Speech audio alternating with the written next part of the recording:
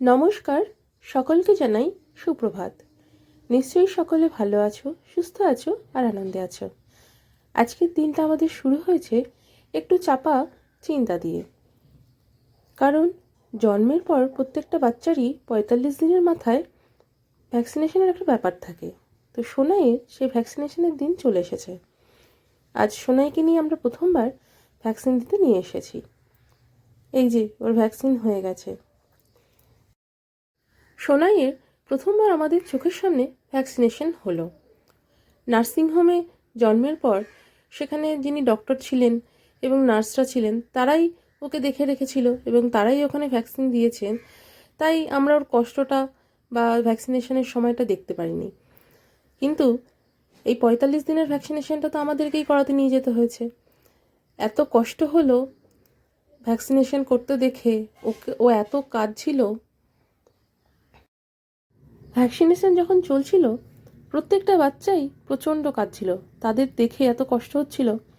এরপর যখন মামামের সময় এলো তার ভ্যাকসিনেশনের জন্য, আমার এবং মায়ের দুজনেরই ভয় এবং চিন্তা প্রচণ্ড বেড়ে গেল। আমার মা একটু নরম স্বভাবের, সে তো ধরতেই পারল না, আমাকেই মাম্মামকে কোলে নিয়ে ভ্যাকসিনেশন করাতে হলো।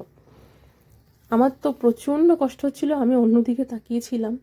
কী আর করা যাবে, এটা তো প্রত্যেকটা সন্তানেরই দরকার, প্রত্যেকটা বাচ্চারই দরকার ভ্যাকসিনেশন, তো দিতেই হলো। একটু চিন্তা ভয় নিয়েই আমি সবটা করলাম। পোলিওর টিকা খাইয়েছে, 2 পা আর ডান হাতে ভ্যাকসিন দিয়েছে।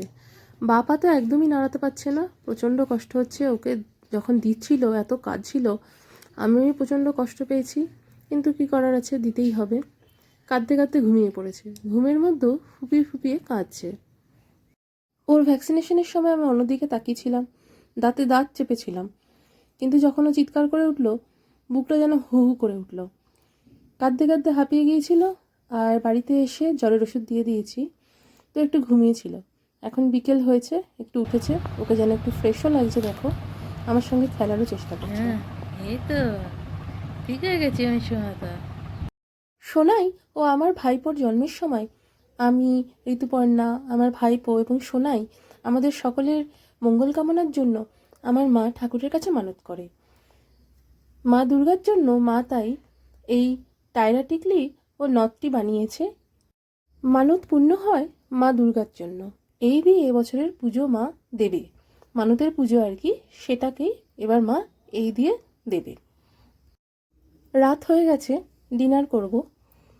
খাবারে আজকে আছে কচুরি, আলুর দম, পোলাও, মাটন আর ভেটকি পাতুরি। চলো খেয়ে নিই। আর আজকের ভিডিওটা এখানেই শেষ করলাম।